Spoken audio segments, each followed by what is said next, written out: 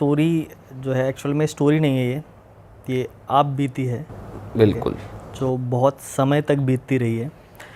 Story है मेरे दोस्त की, रोहित नाम है उसका। रोहित के पापा हैं, उनके पापा जो है वो बचपन में एक्सपायर हो गए थे ड्यू टू उनका जो फैमिली बैकग्राउंड था वो डकैतों वाला था। तो वो क्या करते थे कि पूरा का पूरा गांव लूट लेते थे। रोहित के फादर के फादर, ठीक है, मतलब रोहित के दादाजी जो है वो, उनका जो ख़ानदान था पूरा डकैतों वाला ख़ानदान था। तो बहुत पुरानी बात होगी। बहुत पुरानी बात है, आपको 90s में भी जाना पड़ेगा इसके लिए, ठीक है। तो ये कहानी एक्चुअल में वहीं से स्टार्ट हुई थी। सो पूरा गांव लूट लेते थे। अब क्या हुआ कि एक बार वो थे रोहित के दादा थे फ़ौज में, तो वो फ़ौज से अपनी नौकरी, रोहित के दादा फौज में थे या गांव लूटते थे? रोहित के दादा फ़ौज में थे, उनके जो फादर थे, उनके जो फादर थे परदादा, मतलब रोहित के परदादा के दादा, रोहित के परदादा। यस, रोहित के परदादा जो थे वो डकैत थे। अच्छा, ठीक है। उनका काम मतलब एक्चुअल में वो वाले डकैत नहीं थे कि घोड़े पे जाके लूट रहे हैं, लेकिन बस उनका काम यही था कि वो पूरे के पूरे गांव लूट लेते थे, ठीक है। अब क्या हुआ कि एक बार इनकी रोहित के दादा फौज से छुट्टी लेके आए, तो क्या होता है कि इन्होंने प्लान बनाया परदादा ने कि भाई आज हम ये वाला गांव लूटने जाएंगे। अब जब प्लान बना लिया तो इनके दादा को भी क्यूरियोसिटी हो गई, रोहित के दादा को, कि भाई मुझे भी जाना है, क्योंकि फ़ौज में ये सारी चीज़ें कहाँ ही देखने को मिलती हैं। उन्होंने कहा ठीक है भाई चलो, गांव लूट लिया पूरा। अब क्या होता है कि वहाँ पे पहले बता देते थे कि आज ये तुम्हारा गांव लूटने वाला है, तो क्या होता है कि सारे गांव वाले जो है ना वो छुप जाते थे अलग अलग डायरेक्शंस में। तो जब ये गांव लूट के आ रहे थे तो सब लोग फायरिंग करते हुए चल रहे थे, तो दादा भी थे साथ में। इन्होंने सोचा कि भाई मैं भी फायरिंग करता हुआ चलूँ। अब इन्होंने एक गोली चलाई, चल गई। जब दूसरी चलाई तो दुनाली वाली बंदूक थी, पता नहीं कैसे वो गोली फंस गई, चली ही नहीं। तो इन्होंने आवाज़ मार दी कि बड़े भैया बंदूक की गोली फंस गई। तो जब ये सुना तो वो एक्चुअल में डिस्टेंस काफ़ी हो गया था जब ये पीछे गोली चला रहे थे। जब डिस्टेंस बढ़ गया तो इन्होंने पीछे देखा नहीं, आवाज़ उन तक पहुंची नहीं। अब जब इन्होंने ये आवाज़ लगा दी कि गोली फंस गई है, तो सारे गांव वाले जो थे वो खेत में ही थे, उन्होंने घेर लिया। और घेर के उन्हें भी लगा कि भाई डकैती हैं, क्योंकि कपड़ा वपड़ा मुँह पे बांध के रखते थे। मार दिया उनको वहीं जान से, मतलब इतनी ज़्यादा मारपीट हो गई कि वहीं उनकी डेथ हो गई। पहले तो मैं आपको ये स्टोरी समझने के लिए ना फैमिली ट्री क्लियर कर देता हूँ, क्योंकि बहुत कंफ्यूजिंग हो जाएगा अगर आप फैमिली स्ट्रक्चर नहीं समझोगे। ये वाली कहानी आपने सुन ली डकैत वाली, अब मैं आपको फैमिली बताता हूँ। रोहित जो इस समय है, ठीक है, रोहित के दादा मर गए, ठीक है, जो एक्सपायर हो गए। अब उनके दादा दो भाई थे, रोहित के दादा दो भाई, ठीक है, आया समझ में। और उनके जो पिताजी थे वो चार भाई। अच्छा, ठीक है। रोहित के दादा दो भाई, उनके परदादा चार भाई, ठीक है। अब क्या हुआ कि जब रोहित के दादा एक्सपायर हो गए, उसके बाद में उनको परदादा के एक भाई की शादी हुई। चार भाई थे। अभी परदादा पे बैक टू परदादा। तो परदादा जो फैमिली थी उसमें कितने लोग कवारे थे, कितने शादीशुदा थे? सारे की शादी हो चुकी थी, एक जो छोटा वाला बाकी था वो कुंवारे थे। उनकी शादी हुई, ठीक है। तो उनको जब बेबी आई तो एक समय के बाद ना उनको बच्चे नहीं हो रहे थे। अच्छा, जब बच्चे नहीं हो रहे थे तो मेडिकल वगैरह दिखवाया उन्होंने, ठीक है। इस बात को 2 साल बीत गए मेडिकल दिखाते हुए, मेडिकल से कोई फ़ायदा नहीं हुआ। तो इन्होंने क्या करा कि भाई उल्टा रास्ता चुना कि अब झाड़ फूक से ही सही होगा, क्योंकि जब मेडिकल में कुछ नहीं आता है ना तो इंसान झाड़ फूक की तरफ जाता है। तो ये चले गए एक तांत्रिक के पास में। वो बीच के लेवल का तांत्रिक था। एक टोना टोटका वाले होते हैं, एक महाविद्या वाले होते हैं, एक होते हैं बीच वाले जो बेड़ा गर्क करते हैं आपके घर का, ठीक है। उनके पास चली गई तो उसने बताया कि आपकी फैमिली में है ना, ठीक है, मतलब आप 4 भाई थे, आप ही की फैमिली में एक ब्रह्म राक्षस है, ठीक है, जिसकी अकाल मृत्यु हुई है। अच्छा, वो आपकी फैमिली को, वंश को बढ़ने नहीं देगा, ठीक है। तो इसके लिए या तो 2 चीज़ें हैं, ठीक है। आप किसी की बलि दे दो या तो आप भूल जाओ। और ये रोहित के ही दादा है जो ब्रह्म राक्षस है? ये रोहित के ही दादा है, ब्रह्म राक्षस है, क्योंकि रोहित के पापा उस समय 6 महीने के थे। हाँ। बच्चा जब 6 महीने का होता है ना तो माता पिता को बहुत प्यारा होता है, ठीक है। तो उसके लिए उन्हें उसको देखने के लिए कोई भी चाहिए था, क्योंकि रोहित की जो दादी थी वो उसी समय छोड़ के चली गई थी उसे। अब क्या हुआ कि उन्होंने, तांत्रिक ने बताया कि भाई आपको बच्चा चाहिए तो बच्चे के बदले में कुछ ना कुछ तो देना पड़ेगा, चाहे वो किसी का बच्चा हो, आपको देना पड़ेगा खानदान में से। उसने एक्सेप्ट कर लिया कि ठीक है भाई, मैं दूंगी तुझे बच्चा। अब क्या हुआ कि रोहित के दादा जो 2 भाई थे, ठीक है, अब रोहित के दादा जब एक्सपायर हुए तो उनका भाई है ना थोड़ा सा मेंटली अनस्टेबल हो गया, ठीक है, क्योंकि उनका जवान भाई मर गया था, सारी चीज़ें ख़राब हुई। फिर उसकी भी शादी हुई, ठीक है, क्योंकि भाइयों के बीच में 2 साल का गैप था, उसकी भी शादी हो गई थी। उनके 4 बच्चे हुए। अच्छा। उनके 4 बच्चे हुए रोहित के दादा के भाई के। अच्छा, उनके बच्चों में कोई दिक्कत नहीं आई? उनके बच्चों में कोई दिक्कत नहीं आई। ठीक है। 4 भाई हुए, ठीक है। अब जो सबसे छोटा वाला बच्चा था वो थोड़ा सा अच्छा, मतलब जिसे बोलते हैं लाडला बेटा, वो वाला बेटा था। अब इन्होंने इस तरफ जब तांत्रिक से ये चीज़ें पूछ ली तो ये क्या करने लगी कि भाई अलग अलग, कभी इधर टोटका कर दिया, कभी इधर टोटका कर दिया। ये परदादा के भाई की वाइफ है? परदादा के भाई की वाइफ है, ठीक है। टोने टोटके कर रही छोटे है, वाला भाई था। हाँ। ठीक है, टोने टोटके करे जा रही है। अब पूरे गांव में ना टोटल 4 घर थे, तो जब सिर्फ 4 ही घरों पे टोटके हो रहे हैं, ठीक है, तो उन्हें लगता था ना कि भाई कोई पीछे से गांव वाला, ठीक है, कोई यादवों में से होगा, कोई इन्हीं सुनारों के में से परिवार होगा। के घर थे मेनली? 4 ही घर थे, ब्राह्मणों के परिवार के टोटल 4 घर थे, ठीक है। तो उनको नहीं लगता था कि यार अपना परिवार, जब एक ही बाप के बच्चे हैं, ठीक है, तो ऐसा काहे करेंगे। अब उन्हें लगता था कि गांव से कोई कर रहा है, किसी दिन पकड़ लेंगे तो मारेंगे, वो वाला सीन था। लेकिन वो कभी पकड़ में ही नहीं आई। जब किसी के ऊपर टोटका करा जाता है तो उसको पहले अपने उस पे ऊपर है ना बाधित किया जाता है कि वो आपकी बात माने, क्योंकि ऐसे तो कोई आपकी बात सुनेगा नहीं। तो जो सबसे छोटा वाला लड़का था, क्योंकि क्या होता है छोटे बच्चों का ना बहुत इजी होता है उनको कंट्रोल करना, तो उसने क्या करा कि सबसे छोटे वाले पे ना क्रिया करी, ठीक है। क्रिया करने के लिए उसने क्या करा, छोटी वाली जो सरसों है वो आंगन में फेंकी। तो उसमें क्या होता है कि जो ही सबसे पहले आंगन में दाखिल होगा ना उसी के को पकड़ लेगा वो। अब जब उसने क्रिया कर दी तो वो उसके काबू में आ गया। सो इस बात को है ना मरे उनके दादा को मरे हुए 20 साल के करीब बीत चुके थे, ठीक है। अब रोहित के पापा भी जो थे वो 20-21 साल के थे, ठीक है। उनकी भी शादी हो गई थी, रोहित भी पैदा हो गया था, ऑलमोस्ट रोहित 5 साल का था। रोहित के ताऊ थे, उनके भी 4 बच्चे थे। सबसे छोटा वाला बच्चा जो था वो रोहित की एज का था, ठीक है। और उसके जो सबसे वो परदादा जो 4 भाई थे, ठीक है, उनके भी 8-10 साल तक बच्चे नहीं हुए थे। हाँ। सो ऑलमोस्ट आप ये मान लो कि उनको 10 साल बच्चे नहीं हुए, ठीक है। एक तरफ इनका ये था कि रोहित भी 5 साल का, ठीक है। रोहित के पापा के जो भाई थे उनका लड़का भी छोटा वाला जो है वो 5 साल का। बेसिकली देखा जाए तो जो ब्रह्म राक्षस थे रोहित के दादा, वो उनके भाई का वंश नहीं बढ़ने दे रहे थे, इनका वंश बढ़े जा रहा था, बच्चे सही थे। हाँ, अपना बढ़ रहा था क्योंकि वो उनका भाई था। हाँ, अपना तो बढ़ रहा था, लेकिन उनकी फैमिली में, मैंने आपको बताया वंश क्यों नहीं बढ़ने दे रहे थे, क्योंकि जब वो निकल रहे थे ना गोली चलाने के टाइम पे, तो सबसे लास्ट में वही बंदे थे। कौन से वाले बंदे थे? जो सबसे छोटे वाले थे ना, वो तो 4-5 साल के ही थे तब। तो सभी जाते थे।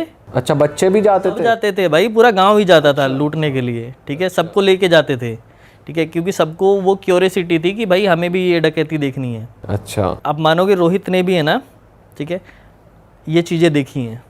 अच्छा। ये डकैती वाली चीज़ें रोहित ने भी देखी हैं। अब आप सोच लो किस टाइम तक हुआ होगा ये। तो फिर तो आपने भी देखी होगी जब आपका दोस्त है तो? बिल्कुल देखी हैं मैंने तो। एक्चुअली सोने की मोहरें, ठीक है, बंदूक तो अभी भी है रोहित के पास में, ठीक है। सोने की मोहरें, गिन्नियाँ, ठीक है, इतनी मोटी मोटी सोने की जो ऐसे कड़े होते हैं ना, इस टाइप के कड़े देखे हैं मैंने, जो वो लूट के लाते तो वो लूट के लाते थे।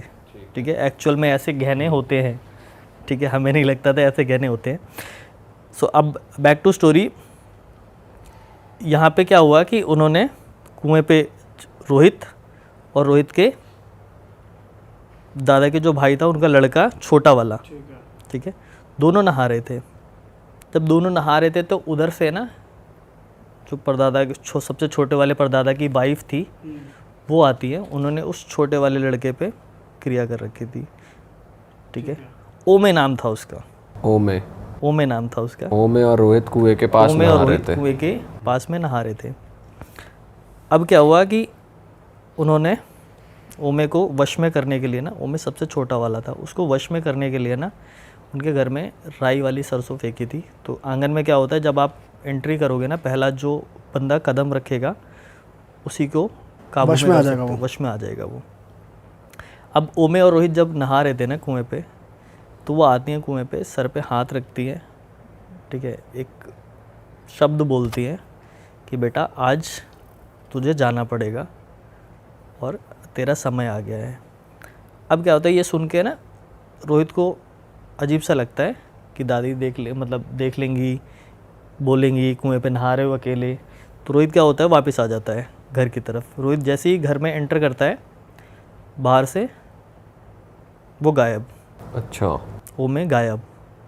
ओमे को खींच लिया जाता है कुएं के अंदर में, ठीक है, रस्सी समेत में। अब जब कुएं के अंदर खींच लिया तो यूजली क्या होता है, बॉडी ऊपर आ जाती है, बट उनकी बॉडी ऊपर नहीं आई, नीचे चले गए। अब पूरे गांव वालों ने खोजा, घर में रोना पीटना चालू हो गया कि भाई कहाँ गया मेरा बच्चा।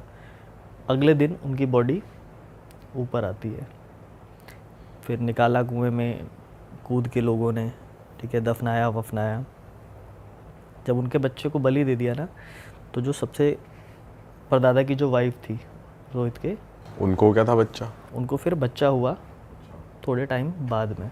जब वो एक्सपायर हुआ ना, उसके बाद बच्चा हुआ थोड़े टाइम बाद में, मतलब 8 जो भी समय लगता है बच्चा होने में, मरने के बाद में। ठीक है।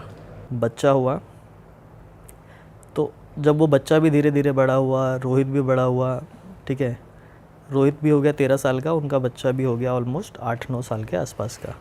ठीक है, अब क्या हुआ कि एक समय के बाद है ना, ठीक है, अगर आपको अपने बच्चे को ठीक रखना है तो एक समय के बाद में ना क्रियाएं दोबारा करनी पड़ती हैं।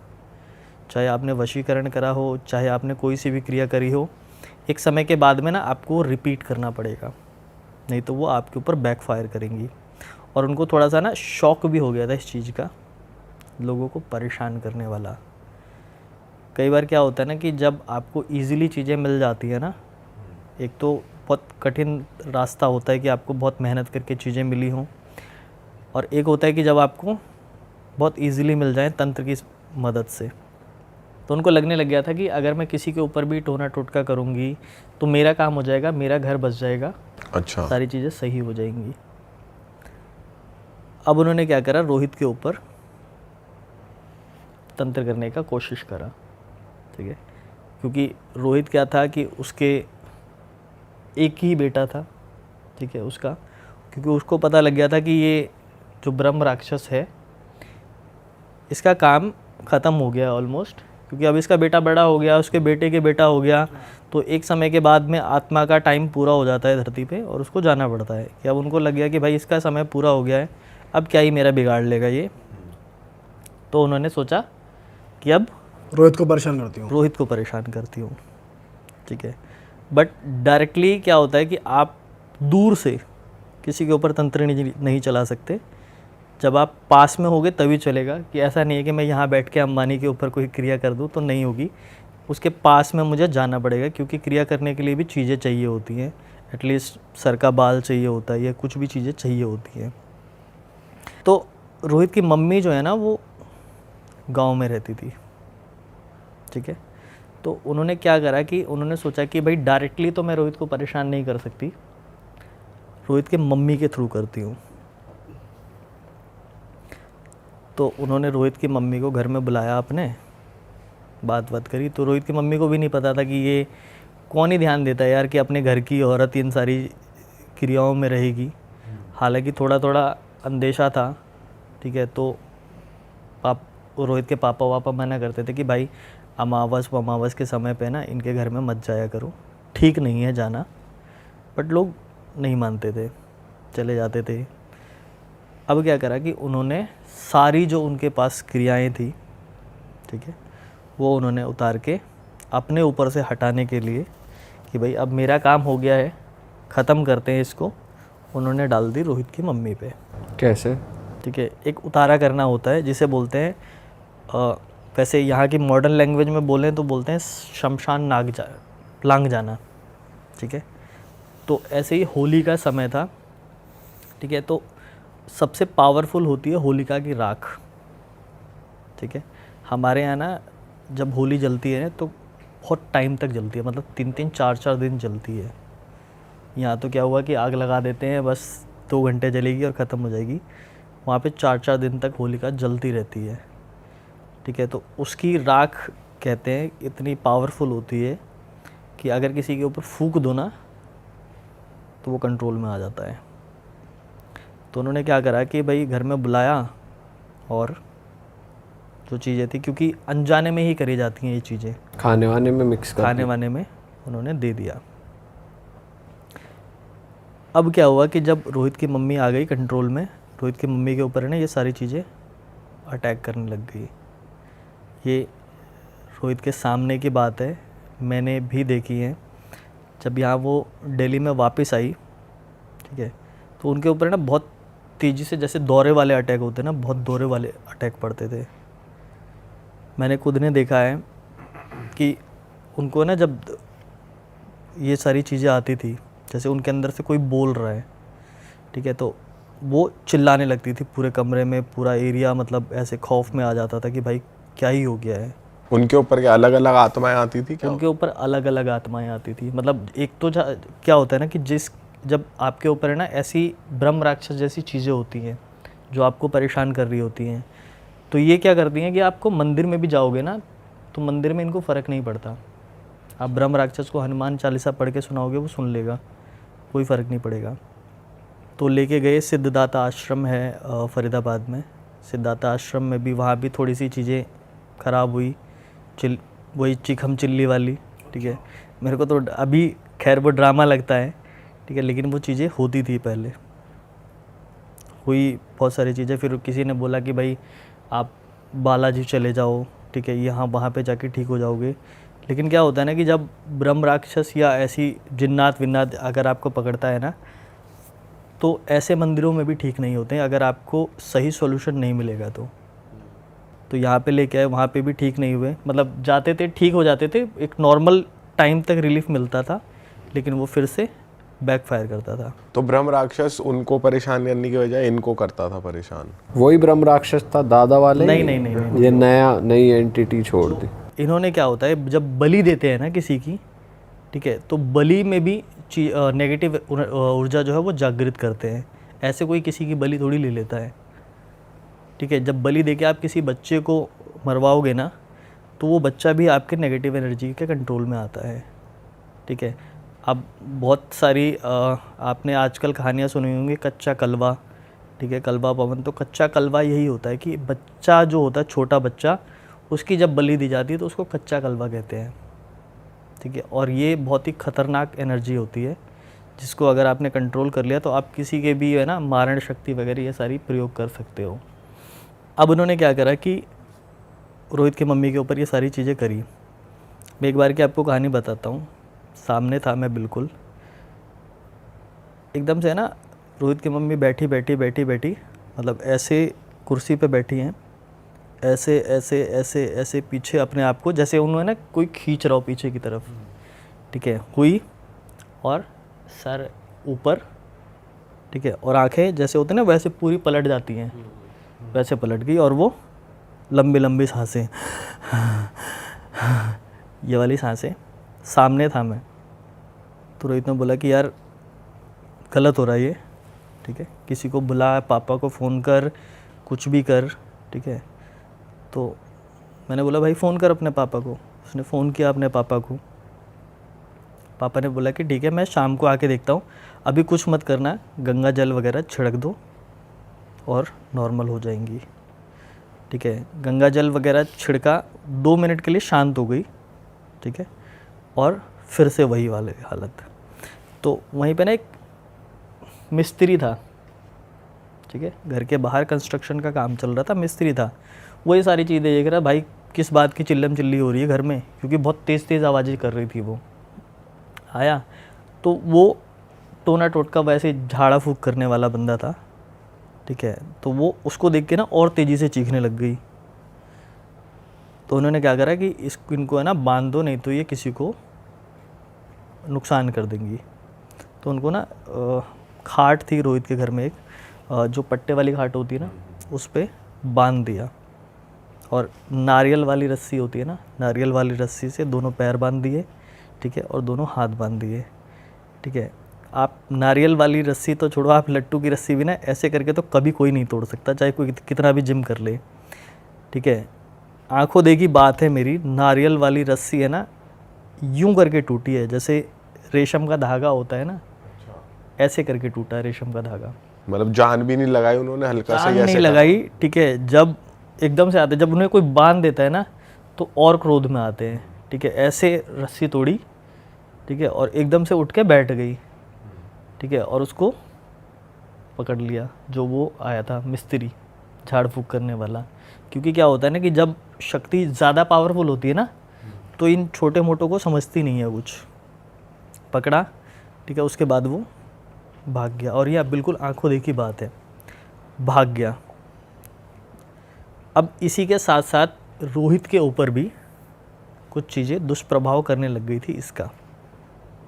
ठीक है, रोहित के ऊपर क्या प्रभाव हो रहा था कि जैसे उसको जितनी बार भी मंदिर में लेके जाते थे ना रोहित की मम्मी को, उतनी बार है ना कोई चीज़ें रोहित के ऊपर आती रही आती रही आती रही। वो भी ऐसे ही रिएक्ट करता था? नहीं, रोहित ऐसे नहीं रिएक्ट करता था, कभी नहीं। ठीक है, रोहित के ऊपर रिएक्शन कब होता था, एक टाइम आता था रोहित का 1 साल में 20 दिन के लिए।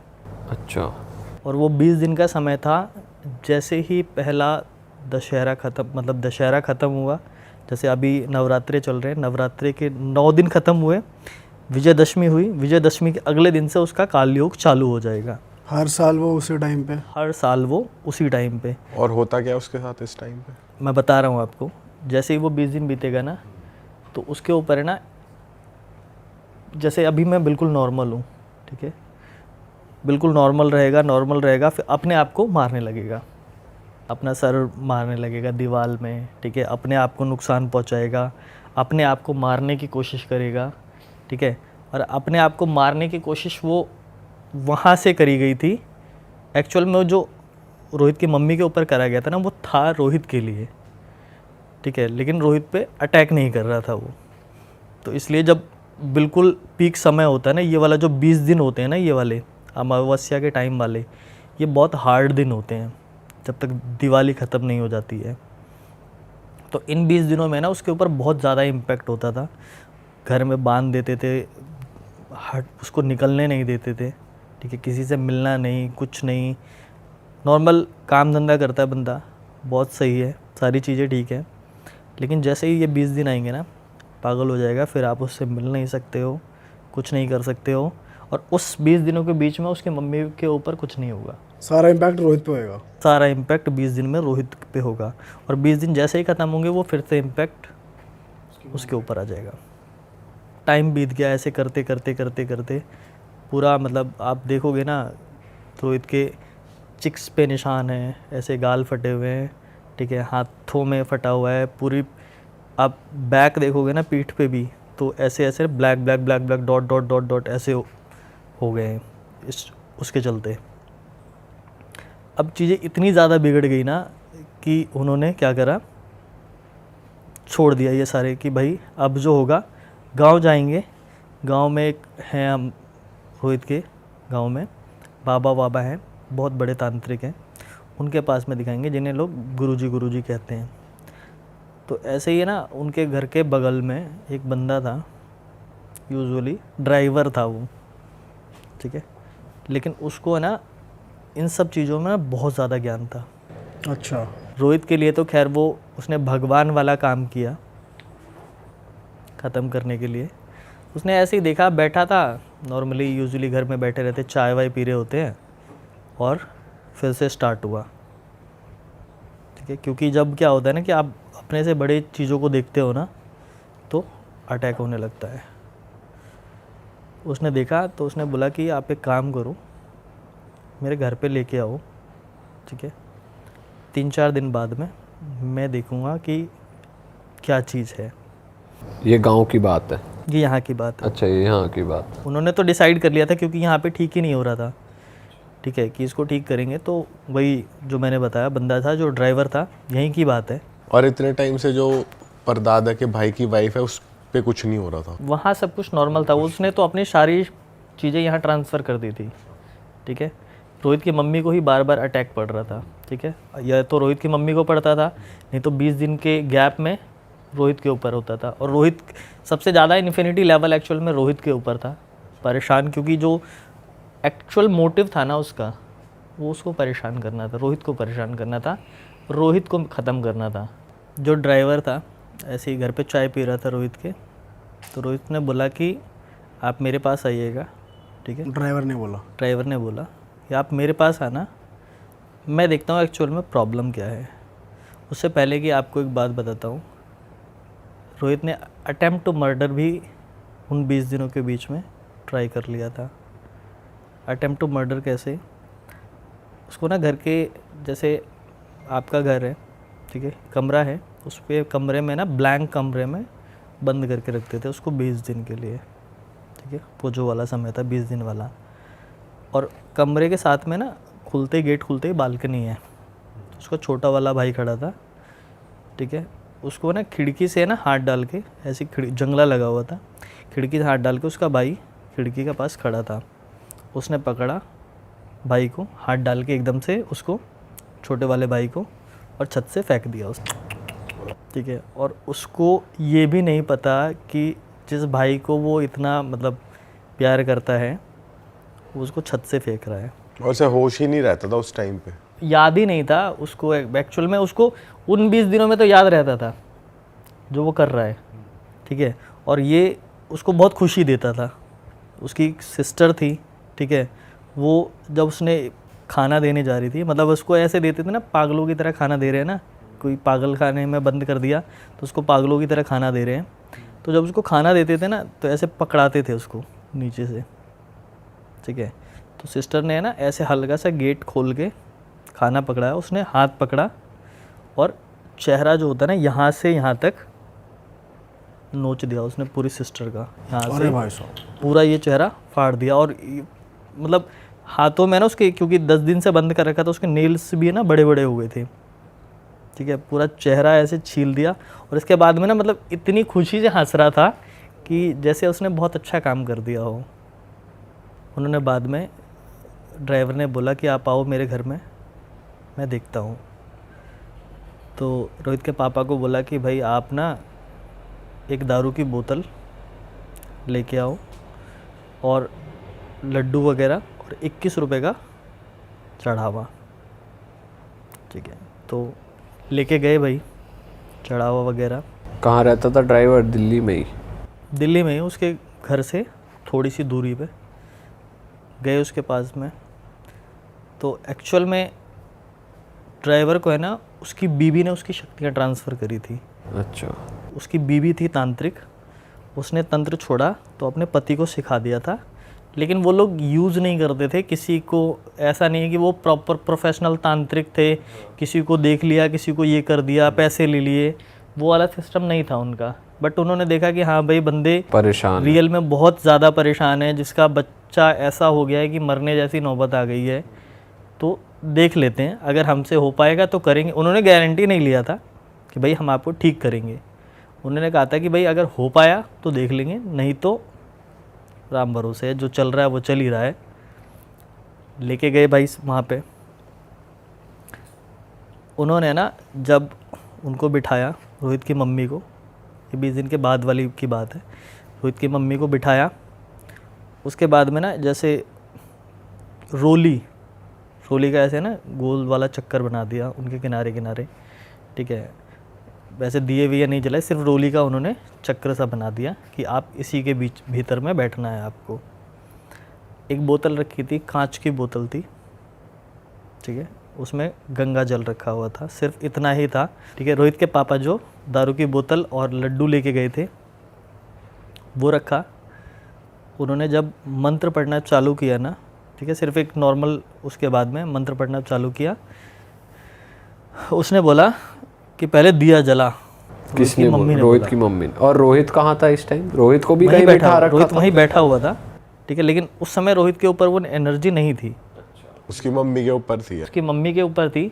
मैंने बताया ना 20 दिन रोहित के ऊपर, बाकी के 345 दिन उसकी मम्मी के ऊपर। ठीक है। अब उसने बोला कि ऐसे बुलाएगा मुझे। मैं आपको एक्चुअल वो बताता हूँ, ठीक है, जो मुझे रोहित ने बताया एक्चुअल वो। एकदम से आवाज़ आती है, ऐसे बुलाएगा मुझे। तो भाई पूरा घर जो है ना एकदम से सन्नाटा हो गया कि मतलब ये आवाज़, एक लेडीज़ की आवाज़ यार इस लेवल पे थोड़ी जाएगी, मतलब लोगों को सुनने में जो क्या लगता है, लेकिन ये वाली आवाज़ थी कि ऐसे बुलाएगा मुझे।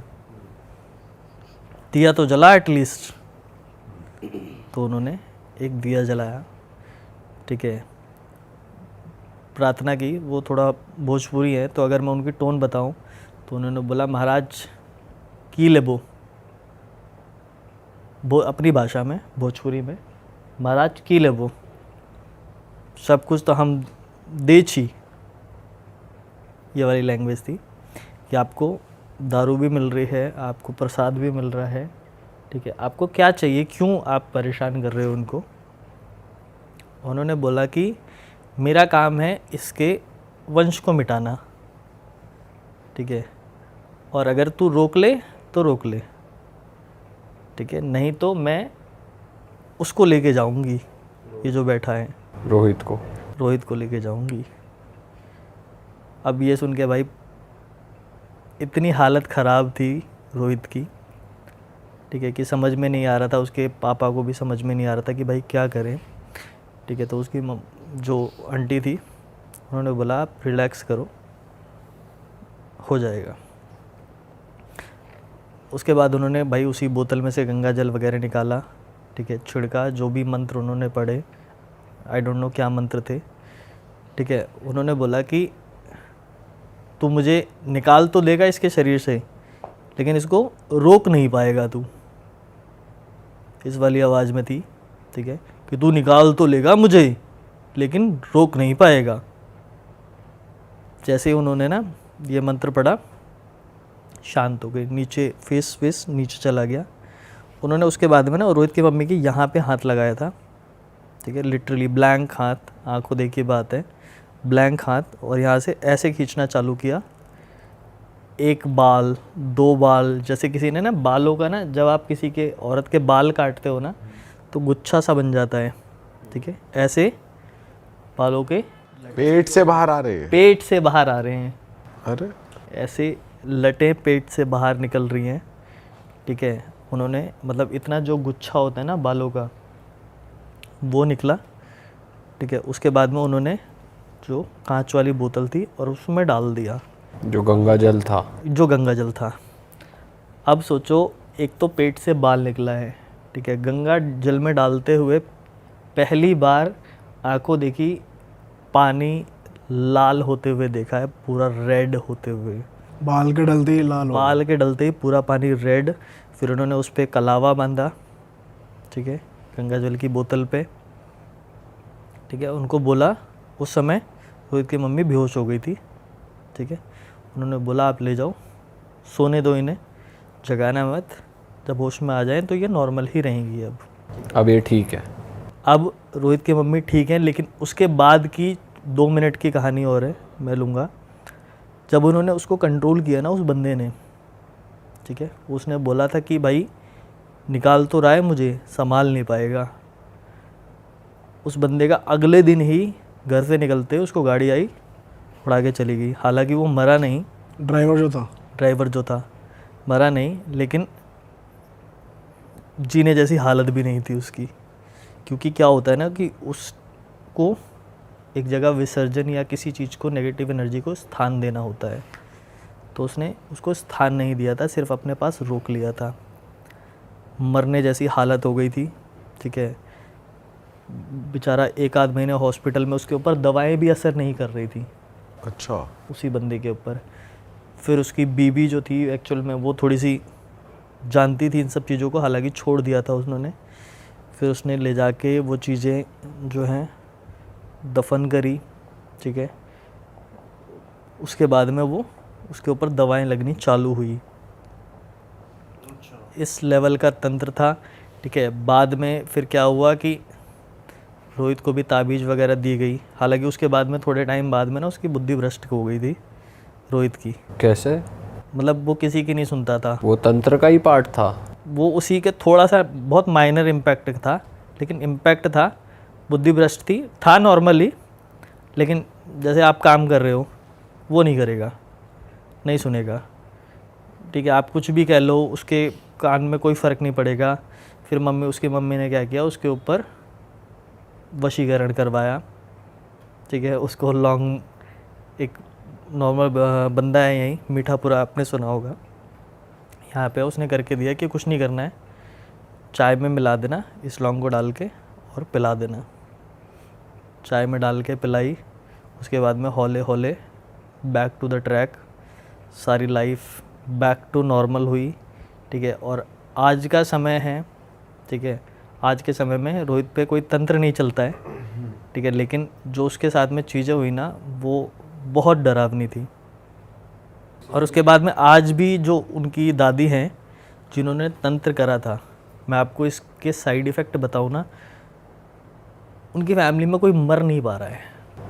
अच्छा। एज हो गई है एक टाइम की, उनकी फैमिली में कोई मर नहीं पा रहा है। वो भी जिंदा है जो उनके हस्बैंड है? मतलब मर नहीं पा रहा इन द सेंस, कहने से मतलब है कि जब आदमी बूढ़ा हो जाता है ना, तो एक होता है कि यार बस अब ये मर जाए, ठीक है। एक होता है कि खाट पे पड़े हैं, ठीक है, कोई देख नहीं रहा, खाट पे ही टट्टी हो रही है, ये सारी चीज़ें हो रही हैं, ठीक है। मतलब ना आप जीवित रहोगे ना आप मरोगे, तड़प रहे हैं, मतलब तड़प रहे हैं। और ये तड़पते हुए आज नहीं 5 साल हो गए, आज भी वही की वही दशा है, ठीक है। ना मर पा रहे हैं ना जी पा रहे हैं। उनके जितने भी बच्चे हुए, अभी रिसेंट में शादी हुई थी, ठीक है, उनके लड़के की, ठीक है, उनके उसके बाद में उनको 3 बच्चे हुए थे, ठीक है। उस टाइम के बाद में जिन्होंने तंत्र करा उनके 3 बच्चे उनके 3 बच्चे हुए थे, ठीक है। अभी रिसेंट की बात है, उनके जो सबसे बड़ा वाला लड़का था, पहला वाला जो उससे तंत्र से हुआ था, उसकी शादी हुई थी, ठीक है। उसकी वाइफ आए हुए 6 महीना नहीं हुआ होगा, ठीक है। जिस कमरे में थी उसी में उसकी वाइफ को एक्सपायर हो गई, उसी में, ठीक है। रात को सोई, सुबह एक्सपायर, ठीक है। और पूरे गले पे है ना, मैं भी चाहता रहता हूँ रोहित के यहाँ पे लाइव देखा था, पूरे गले पे ना ऐसा लग रहा था किसी ने टेटुआ दबा रखा है, और अकेले कोई कमरे में था ही नहीं। और ऐसा लग रहा है किसी ने घोट के मारा है, मतलब गला घोट के। अब जाहिर सी बात है, अगर आप फांसी लगाते हो तो रस्सी के निशान रह जाते हैं, ठीक है। अगर आप किसी का गला घोटोगे तो नाखून के निशान बनेंगे, ठीक है। तो नाखून के निशान तो हैं, किसी ने गला घोटा है, ठीक है, लेकिन फिंगरप्रिंट नहीं है किसी के कि किसने गला घोटा है। और अभी बाकी 2 भाई, उनकी लाइफ नॉर्मल चल रही है? उनकी लाइफ नॉर्मल चल रही है। और इधर रोहित की लाइफ नॉर्मल चल रही है? रोहित की लाइफ नॉर्मल है, अब तो रोहित बिल्कुल मॉम भी सही है, बिल्कुल सब टंच है, मॉम डैड बिल्कुल सही है, सब एकदम टंच। उसके बाद सब कुछ सही चल रहा है, ठीक है। उसके बाद उन्होंने गया वगैरह गए, ठीक है, पितृ शांति वगैरह कराई, जो उनके रोहित के दादा एक्सपायर हुए थे, जिनको गांव वालों ने मार दिया था, उनको शांति वांति कराई। उसके बाद से वो सब सही चल रहा है। लेकिन हाँ, तंत्र अगर आपने करा है, रोहित के ऊपर भी किसी ने रोहित को जवाब दिया था इस बात का कि तुम्हारे घर वालों ने तुम्हारे ऊपर जो वशीकरण कराया है ना, एक समय के बाद तुम्हारे ऊपर ये नेगेटिव इम्पैक्ट करेगा। अच्छा, रोहित पे या उसकी मॉम रोहित पे नेगेटिव इम्पैक्ट करेगा, लेकिन इसके भी काट होते हैं। अगर आपने किसी के ऊपर ये चीज़ें करी हैं तो रोहित के ऊपर वशीकरण क्यों कराया था उसके घर वालों ने? बुद्धि भ्रष्ट हो गई थी ना। तो बुद्धि भ्रष्ट भी तंत्र का पार्ट थी, तो तंत्र ही काटना चाहिए था। उन्होंने उसको शांति तो दिला दी थी, ठीक है, जो भी एंटिटी थी उसको शांत तो करा दिया था, लेकिन उसके दुष्प्रभाव में है ना रोहित की बुद्धि असर भ्रष्ट हो था गई। उसका फिर भी। असर था उसका, बहुत माइनर असर था जिसे कह सकते हो। तो किसी ने बताया कि वो ठीक करने के लिए वशीकरण ही करना पड़ेगा। उसकी मम्मी को लगा, मतलब किसी ने सलाह दे दी कि आप एक काम करो, अब ये चीज़ें करवा लो। आपकी सुनता नहीं है तो आप ये करो। आपकी सुनता नहीं, अब कोई नहीं सुनेगा किसी की तो क्या बोलेंगे कि भाई जरा इसके मेरे बेटे को समझा दे। समझाने से भी नहीं मान रहा है तो भाई लोग यही वाला सहारा लेते हैं, नेगेटिव एनर्जी वाला, कि भाई आप वशीकरण करा लो, आप जो बोलो आपकी बात मान लेगा। तो उन्होंने वशीकरण कराया और उसके बाद ठीक भी हुआ। लेकिन अभी रिसेंट की बात मैं अभी बताऊं, ठीक है, 20 दिन पहले की, ठीक है, हम लोग ऐसे ही बात कर रहे थे, पॉडकास्ट कर रहे थे, तो एक पॉडकास्ट में एक बाबा ने देखा रोहित को, रोहित भी मेरे साथ था, रोहित को देखा तो उसको बोला कि भाई तेरा जो ऑरा है ना वो ग्रीन की तरफ जा रहा है, ठीक है, तुझे थोड़े और भी मंदिर वगैरह ये सब जैसे तीर्थ स्थल वगैरह घूमने चाहिए ताकि तेरा जो ऑरा है वो गोल्डन की तरफ जाए। उसने खुद ही बोल दिया था कि तेरे ऊपर वशीकरण कराया हुआ है। अच्छा। अब उस बाबा को कैसे पता, हालांकि मैं इन सब बातों पे बिलीव नहीं करता हूँ, लेकिन हाँ 1-8% होंगे जो सही भी बोल देते हैं। तो उसने बोला कि आप तीर्थ स्थल वगैरह घूमो, नहीं तो 12 साल के बाद में आपके ऊपर इम्पैक्ट करेगा। और ये 12 साल वाली बात याद रखना आप, क्योंकि नेगेटिव एनर्जी कभी भी अगर आपने किसी के ऊपर तंत्र कराया है तो 12 साल बाद वो बैकफायर करेगी आपके ऊपर, हर केस में। चाहे आप कितना भी, अगर आपने किसी का बुरा करा है 12 साल बाद आपको वो वापस मारने आएगी। हाँ भी होएगी, मतलब अगर तुम किसी और पे करोगे तो। ऐसे ही कितने भी आप जितने भी नेगेटिव तंत्र चलाने वाले हैं, नेगेटिव चीज़ें बोलते हैं, क्लेम करते हैं बहुत सारे बाबा कि मैं ये सारी चीज़ें करता हूँ, महाविद्या वाली शक्ति, ये वाली शक्ति, एक समय के बाद में 12 साल के बाद में इन्हीं पे नेगेटिव इम्पैक्ट करती है।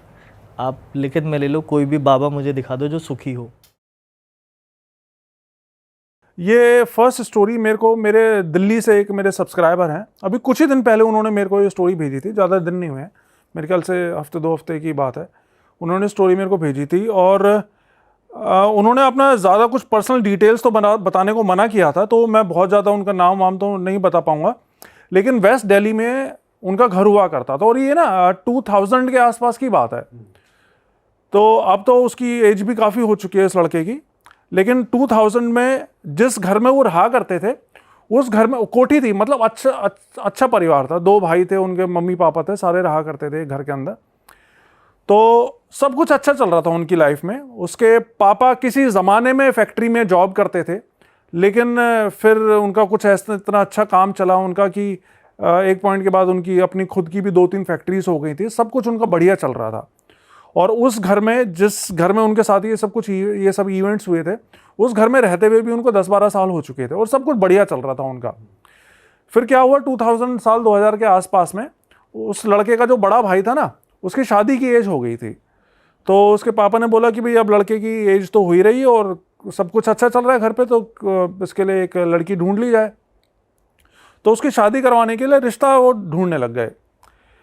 इन्हीं दिनों फिर उसके पापा ने अपनी फैमिली में ये शेयर किया, ये बताया कि जिन दिनों मैं फैक्ट्री में जॉब करता था ना, तो मेरा एक दोस्त था और वो बहुत अच्छा दोस्त था मेरा, और उसकी भी एक बेटी है जो कि शादी की उम्र की हो रखी है।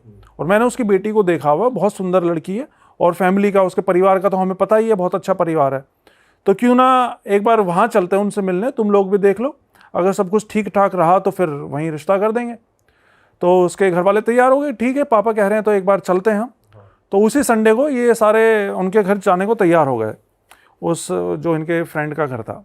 तो वहाँ पे गए तो लड़की को देखा, तो लड़की देखते ही पसंद आ गई इन तीनों को, मतलब मम्मी पापा और ये लड़का, 2 जो भी भाई थे, सबको लड़की पसंद आ गई, सुंदर थी लड़की। और फैमिली को तो ऑलरेडी जानते ही थे इसके पापा, तो फैमिली की तरफ से भी ऐसी कोई दिक्कत नहीं थी। लड़की को भी लड़का पसंद आ गया। अब सब कुछ पसंद आ गया इनको, रिश्ता इनका फाइनल हो गया कि भाई ठीक है रिश्ता करते हैं। और 1 महीने बाद की इनकी शादी की डेट रख दी गई कि भाई 1 महीने बाद शादी करते हैं। लेकिन यहाँ पे एक नोट करने वाली बात ये है कि जब ये लोग देखने गए थे ना उनको, लड़की वालों को, लड़की को देखने उनके घर पे गए थे, तब तक उनको ये तो पता था कि कोई देखने आ रहा है उनको, लेकिन तब तक ये नहीं पता था कि इनका बैकग्राउंड क्या है, कितने पैसे वाले हैं, कैसे क्या है, ये नहीं पता था। ये बाद में पता चला था उनको जब इन्होंने रिश्ता फाइनल कर लिया था। तो ठीक है, लड़के दोनों ने एक दूसरे को पसंद कर लिया और 1 महीने बाद की शादी की डेट रख ली गई। अब होता क्या है, ये पंजाबी फैमिली थी जिनके साथ में यह हुआ था, पंजाबी हिंदू फैमिली। तो इनके यहाँ पे ये था, नॉर्मली होता ही है कि कोई भी शुभ ऐसा कोई काम होने वाला होता है शादी ब्याह का, तो गांव में पितरों का कोई मंदिर होता था इनका, तो वहाँ पे जाके पूजा करनी होती है इनको।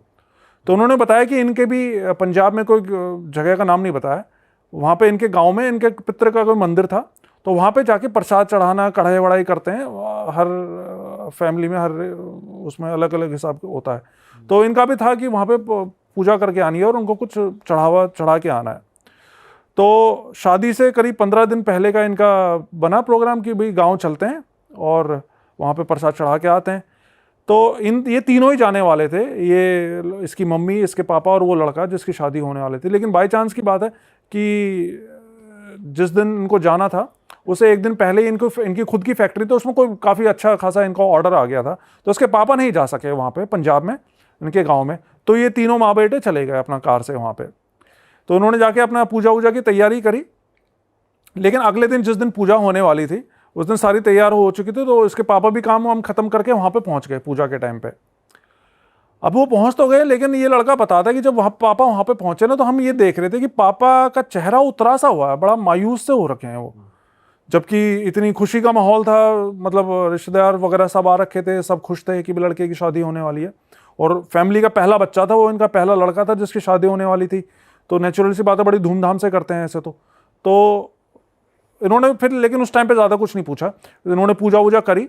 पूजा होने के बाद में फिर उन्होंने पापा से पूछा कि क्या हुआ पापा, कोई परेशानी है क्या, कुछ बात हुई, आप ऐसे मतलब मायूस क्यों लग रहे हैं। तो उसके पापा ने बताया कि यार वो जो मेरा दोस्त है जिसकी बेटी से शादी होने वाली है, उसकी कल रात डेथ हो गई। अच्छा। तो ये सुन के सबको एकदम से शौक लगा कि अरे ये कैसे हो गया, मतलब इतने अच्छे मौके पे एकदम से इस तरह की न्यूज़ आने तो बहुत बड़ा अपशकुन माना जाता है, और गाँव में तो बहुत मानते हैं इन सब चीज़ों को। तो रिश्तेदार वगैरह थे, उन सब ने ये बात सुनी तो सब ने बोला कि नहीं नहीं, ये तो बहुत बड़ा अपशकुन हो गया है, और अब उस घर में आपको रिश्ता नहीं करना चाहिए, मतलब उस लड़की से आपको रिश्ता तोड़ देना चाहिए। लेकिन कुछ लोग होते हैं जो कि थोड़ा सा उसूलों वाले होते हैं, आप बोल सकते हो। उसने बोला कि नहीं, वो तो मेरा दोस्त का परिवार है, उसके बच्चे हैं, उनके घर में तो ऑलरेडी इतना मुसीबतों का पहाड़ टूट चुका है, उसके पिता की डेथ हो गई, और ऐसे में अगर हम भी उससे रिश्ता तोड़ लेंगे तो ये तो अच्छी बात नहीं है। तो मतलब इन्होंने तो अच्छे के लिए सोचा था, तो इन्होंने रिश्ता नहीं तोड़ा। हालांकि इस बात पे इनके कई सारे रिश्तेदार थे जो कि नाराज भी हो गए थे कि तुम ऐसा अपशकुन होने के बाद भी उनसे रिश्ता नहीं तोड़ रहे हो, तुम्हें बिल्कुल नहीं करना चाहिए रिश्ता। लेकिन वो अड़े रहे कि नहीं, रिश्ता शादी होगी तो वहीं होगी, और वो माने नहीं। फिर करीब 2 हफ्ते बाद शादी की डेट थी, अपना धूमधाम से शादी हुई इनकी लड़के की, और शादी के बाद वो लड़की इनके घर पे आ गई, जो इसकी भाभी थी, जो इसके पापा के दोस्त की लड़की थी। अब क्या हुआ, शादी के बाद 2-3 महीने तक तो सब कुछ ठीक रहा, मतलब वो घर जिसमें ये पिछले 10-12 सालों से रह रहे थे, जिसमें खूब इनकी बरकत हुई थी, उस घर में खूब खुशी से रह रहे थे, कोई उसमें पैरानॉर्मल चीज़ें कुछ भी नहीं थी।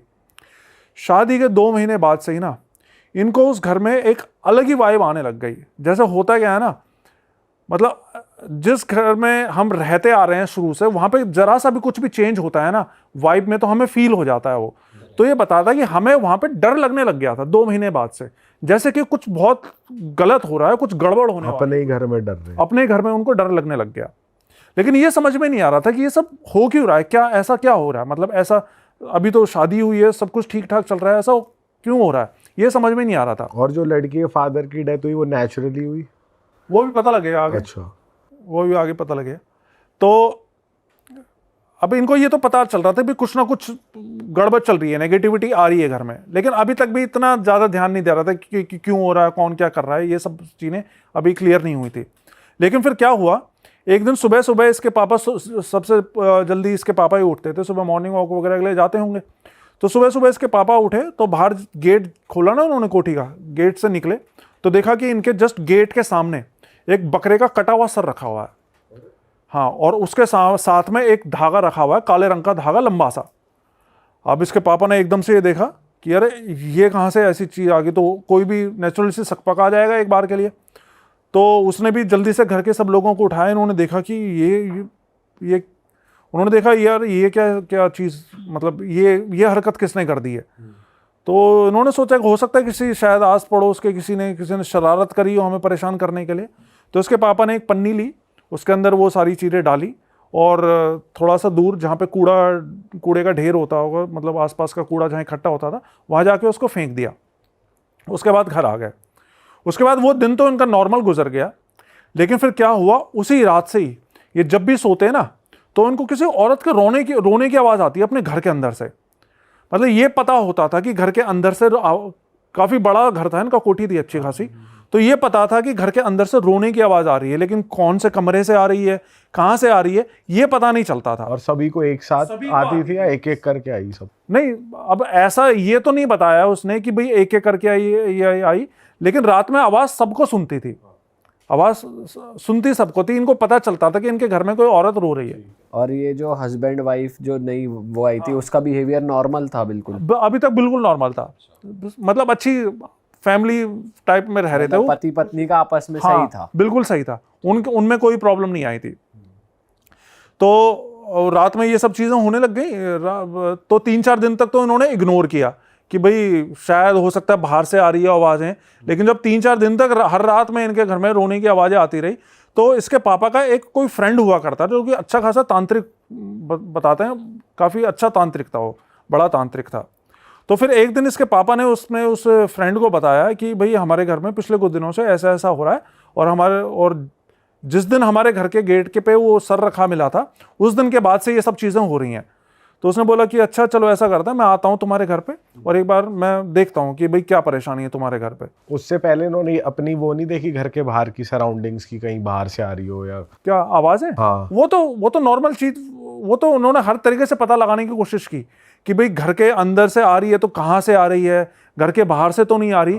लेकिन घर के बाहर से नहीं आती थी, वो घर के अंदर से ही आती थी, और घर के अंदर से भी ऐसा लगता था जैसे चारों तरफ से आ रही है। कोई एक पर्टिकुलर उसका ये नहीं था कि भाई इस कोने से कोई आ रही है या उस कोने से आ रही है, ऐसा नहीं था। पूरा घर से ही वो रोने की आवाज़ आती सुनाई देती थी।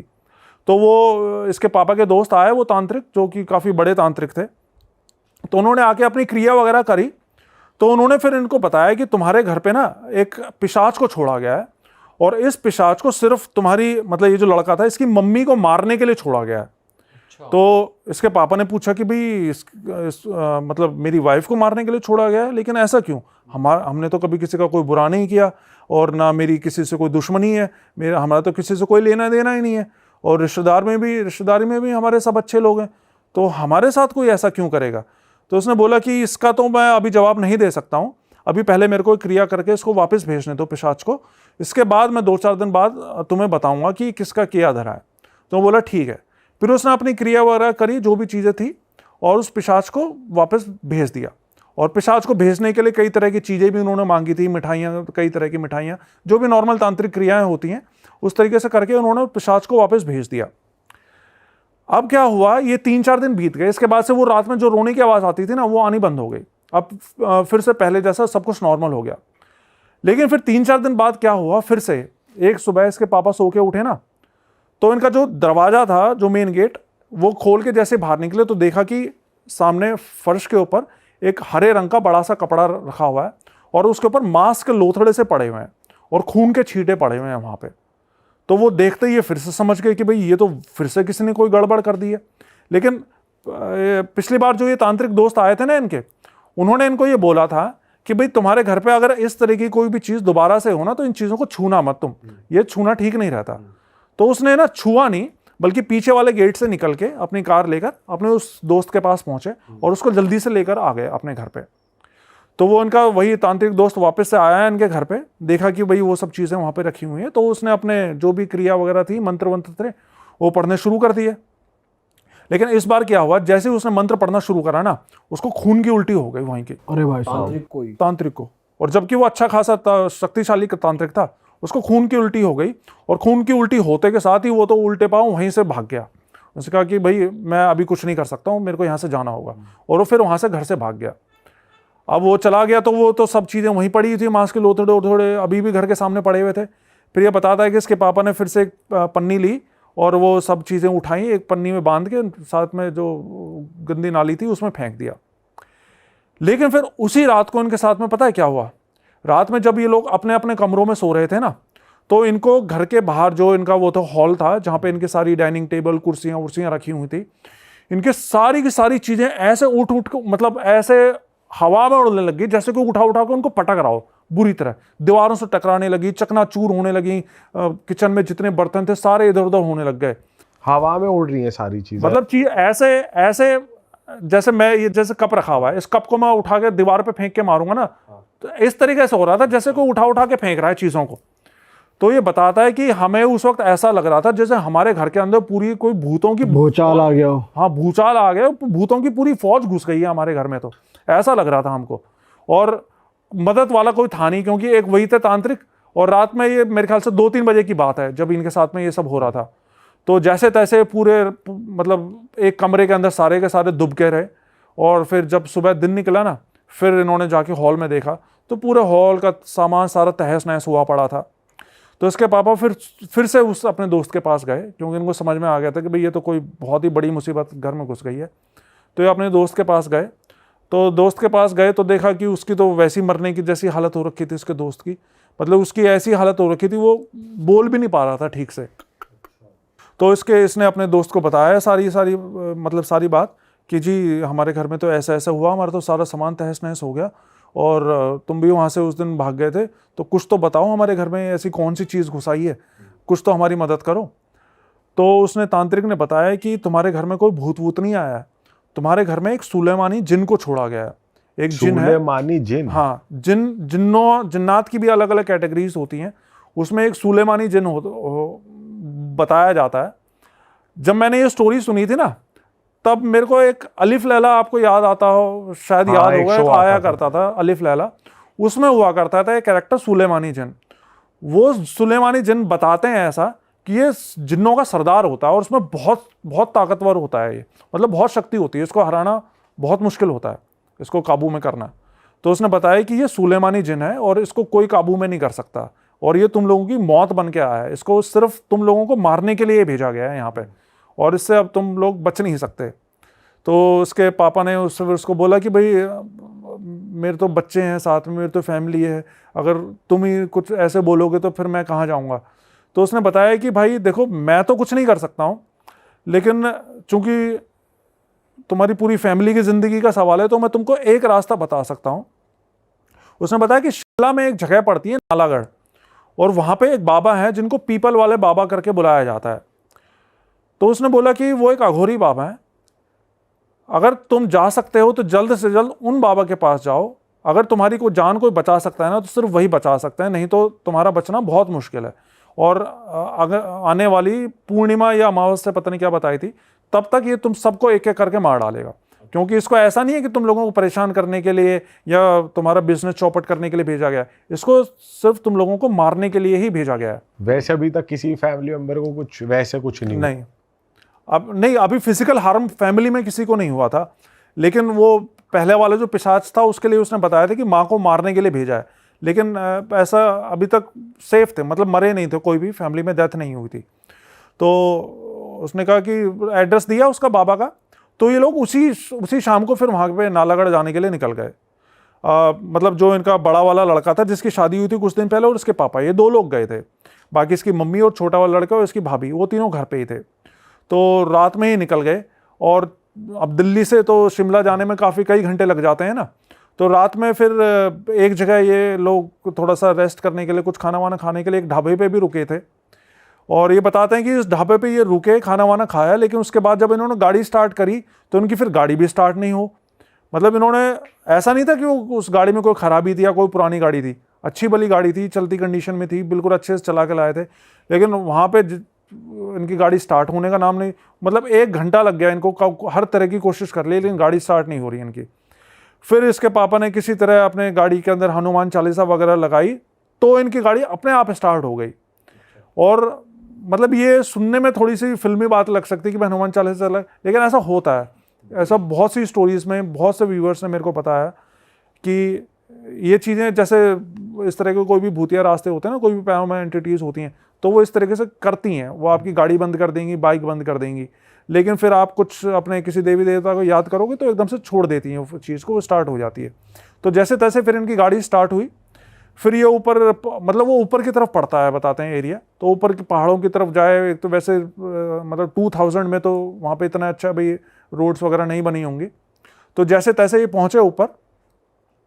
तो ऊपर पहुँचने के बाद में मतलब सुबह के 4-5 बज गए थे, दिन निकलने वाला था। फिर एक कोई दुकान वाला था, कोई शायद चाय के खोखे वाला था, उससे उन्होंने पूछा कि भाई हमको जो है पीपल वाला बाबा के पास जाना है। तो उसने बोला कि भाई थोड़ा सा आगे जाके ना वहाँ पे आपकी गाड़ी का रास्ता तो नहीं होगा, आपको गाड़ी खड़ी करनी होगी, वहाँ से आपको पैदल आगे जाना होगा। तो उसने बोला ठीक है। तो आगे गए तो वहाँ पे सही में फिर एक जगह जाके रास्ता रुक गया था, वहाँ से जंगल स्टार्ट हो गया था। तो वहाँ पे इन्होंने गाड़ी अपनी मतलब पार्क कर दी और वहाँ से दोनों पैदल पैदल अंदर की तरफ जाने लग गए, जंगल से अंदर। वहाँ पे ये बताते हैं जाते हुए कि उस जगह पे ना इनको जंगल के बहुत से जंगली जानवर भी दिखाई दिए, खतरनाक जंगली जानवर, लेकिन किसी भी जंगली जानवर ने इनका कोई नुकसान नहीं पहुँचाया। तो फिर कुछ दूर चलने के बाद में इनको एक खुला सा एरिया दिखाई दिया और वहाँ पे एक त्रिशूल गड़ा हुआ था। तो जब इन्होंने त्रिशूल गड़ा हुआ देखा तो इनको थोड़ा सा जान में जाना है कि हाँ चलो हम सही रास्ते पे आए, हो सकता है यहाँ पे बाबा मिल जाए। तो थोड़ा सा और आगे जाने पे इनको एक छोटा सा मंदिर टाइप कोई बना हुआ था, उसके सामने एक बाबा इनकी तरफ पीठ करके बैठे हुए थे और अपना जैसे ध्यान वो होता है ना, ध्यान मुद्रा होती है, उसमें बैठे हुए थे। तो ये पीछे जाके उसके खड़े हुए, तो बिना बाबा ने इनकी तरफ देखे, बिना कुछ बोले, बिना कुछ पूछे, उसने बोल दिया कि अच्छा तुम दोनों आ गए बच्चा, तुम्हारे घर पे जिस जिन को भेजा हुआ है उस जिन को, मुझे पता है तुम्हारे घर पे किसी जिन को भेजा हुआ है तुम्हें मारने के लिए, लेकिन कोई बात नहीं, तुम यहाँ पे आ गए हो तो अब सब ठीक हो जाएगा।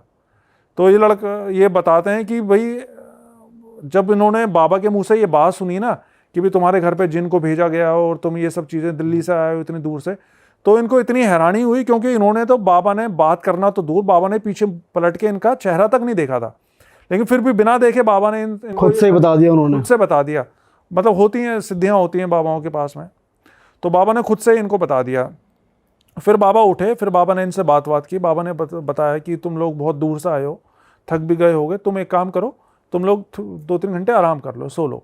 तो वहीं खुले एरिया में कुछ चारपाइयाँ डली हुई थी, तो वहाँ पे ये लोग दोनों बाप बेटे वहाँ पे सो गए 2-3 घंटे के लिए। बाबा ने बोला था तुम सो आराम कर लो, तब तक मैं कुछ तैयारियाँ कर लेता हूँ। तो वहीं पर ही पास में कुछ हवन कुंड वगैरह बना था, तो बाबा वहाँ पे हवन कुंड में तैयारी करने लग गए। फिर करीब 3 घंटे बाद इनकी आँख खुली, तो इन्होंने देखा कि बाबा उस हवन कुंड के आगे बैठ के ना कोई किसी तरह की कोई क्रिया कर रहे हैं, और क्रिया करते हुए ऊपर आसमान की तरफ देखते हुए बातें कर रहे हैं उससे। मतलब बातें जैसे हम नॉर्मली अभी बातें कर रहे हैं ना, इस तरीके से बातें कर रहे हैं, लेकिन वो जिस लैंग्वेज में बात कर रहे थे ना, वो लैंग्वेज कोई ऐसी थी जो कि समझ में नहीं आ रही थी। वो कह रहे थे हमें नहीं पता चल रहा था बाबा क्या बोल रहे हैं, किस लैंग्वेज में बात कर रहे हैं, लेकिन वो किसी से बात कर रहे थे आसमान में देखते हुए। फिर बाबा ने उसको बताया, इनको बताया, अपने पास बिठाया, इनको बताया कि मुझे पता है तुम्हारे घर में किसी बहुत ही शक्तिशाली जिन को भेजा गया है, और मैं चाहूँ तो उसको अभी के अभी बांध के यहाँ पे बुला सकता हूँ, उसको यहाँ पे पेड़ पे बांध सकता हूँ अभी के अभी, लेकिन उसको पकड़ने से, उस जिन को पकड़ने से तुम्हारी समस्या का समाधान नहीं होगा, क्योंकि इससे पहले तुम्हारे घर में पिशाच को भेजा गया था, अब जिन को भेजा गया है। अगर इस जिन को मैं पकड़ भी लूँगा तो हो सकता है 10 दिन बाद कोई नई चीज़ भेज दी जाए। तो ये तुम्हारी समस्या का इलाज नहीं है, तुम्हारे घर का पक्का इलाज करने के लिए मुझे तुम्हारे घर पर ही जाना होगा। तो उसके लिए तुम एक काम करो, तुमको मैं कुछ चीज़ देता हूँ, ये चीज़ें अभी फ़िलहाल अपने साथ लेकर जाओ और मैं तुमको तुम्हारे घर पर ही मिलूँगा। तो उन्होंने बोला ठीक है बाबा, आप बताइए क्या क्या करना है हमें। तो बाबा ने इनको धागे दिए, काले धागे, 2 काले धागे दिए, बोला कि अभी जाते हुए ना दोनों एक एक अपनी जेब में रख लेना, और कुछ थोड़ी सी राख दी उसको, जिसको भभूत बोलते हैं हवन की, कि ये साथ में अपनी गाड़ी में रख लेना, इससे तुम्हारी गाड़ी बंद नहीं होगी रास्ते में। तो उन्होंने बोला ठीक है। लेकिन जाते हुए उसके पापा ने फिर से पूछा बाबा से कि बाबा हमारी तो किसी से कोई दुश्मनी नहीं है, ना हमने किसी का कुछ बुरा किया, किसी का कुछ बिगाड़ा, तो हमारी जान के पीछे कोई क्यों पड़ा हुआ है। तो बाबा ने बोला कोई बात नहीं, फिक्र मत करो बच्चा, तुम्हारे सारे सवालों के जवाब मिल जाएंगे, मैं तुम्हारे घर पे आऊँगा, उसके बाद तुम्हें सब सवालों के जवाब मिल जाएंगे। तो इसके बाद सुबह सुबह का ही टाइम था, वो ज़्यादा देर नहीं हो रखी थी। तो वहाँ से निकले घर के लिए, और शाम के टाइम पे जब ये पहुँचे घर पे, तब तक अंधेरा होने वाला था। तो जब ये पहुँचे ना घर पे अपने, तो देखा कि जो इनके घर के सामने एक पार्क था, तो वो बाबा ऑलरेडी उस पार्क में बैठे हुए हैं। अच्छा, इनके पहुंचने से हाँ, पहले। इनके पहुंचने से पहले। तो ये देख के इनको और हैरानी हुई कि अरे ये बाबा मतलब बाबा ने इनका एड्रेस नहीं पूछा था, बाबा ने सिर्फ ये बोला था तुम पहुंचो घर, मैं तुम्हारे घर पर ही मिलूंगा। और बाबा इनके पहुंचने से पहले ही इनके घर पे पहुंच गए। तो वाकई में कोई बहुत ही सिद्ध बाबा रहे होंगे। तो फिर इन्होंने देखा कि बाबा तो वहीं पार्क में बैठे हुए हैं, तो उन्होंने बाबा को पूछा, अरे बाबा आप यहाँ पे कैसे पहुँच गए?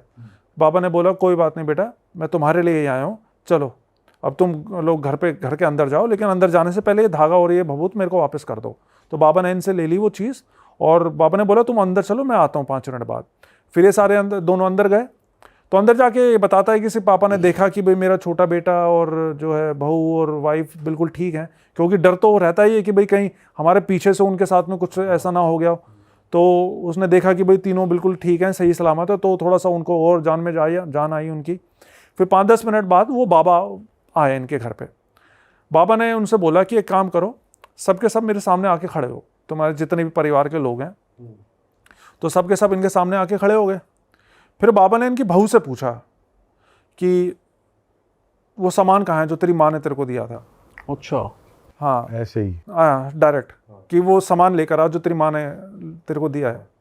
तो इसकी बहू एकदम से सकपक आ गई कि नहीं, मेरी माँ ने कौन सा सामान दिया है? मेरी माँ ने तो कोई सामान नहीं दिया, मेरी माँ से तो मुझे मिले ही इतने दिन हो गए। तो बाबा ने बोला अच्छा ऐसी बात है, ठीक है, तो जो भी ये चीज़ कर रहा है ना इस घर के ऊपर, वो अभी 5 मिनट के अंदर यहाँ पे या तो पागल हो जाएगा या मर जाएगा। बाबा ने ये गुस्से से बोला उसको। तो बाबा की बात सुन के वो ऑर्डर गई, वो बोली कि नहीं बाबा, नहीं ऐसी बात नहीं है, मुझे अभी अभी याद आया कि कल रात को मेरी माँ आई थी मेरे से मिलने के लिए और वो कुछ सामान देकर गई है मेरे को।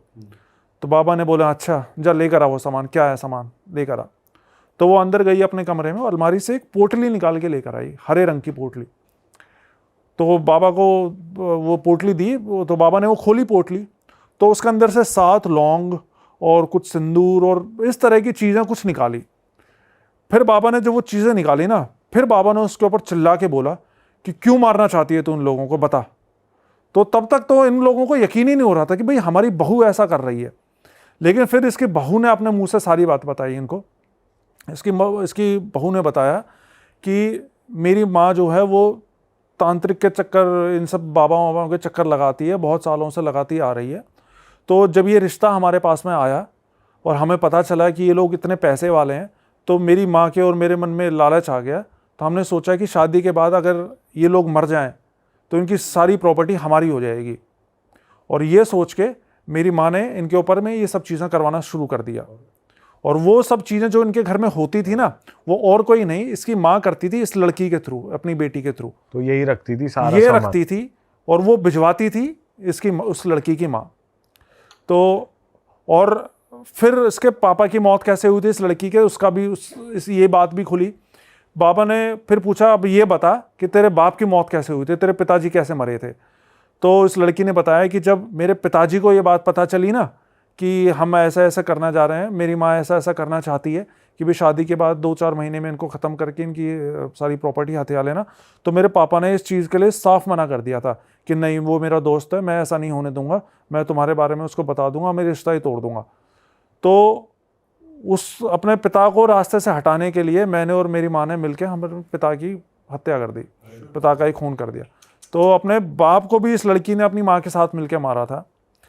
फिर इसके जो बाबा थे, अब सारी तो इनकी पोल पट्टी खुली चुकी थी। और इस लड़की दौरान जो जैसे जिन वगैरह थे उन्होंने कुछ करा नहीं अब तक, जैसे वो जो उस जिन घर छोड़ा में- गया था, हाँ वो जिन छोड़ा गया था इनके ऊपर।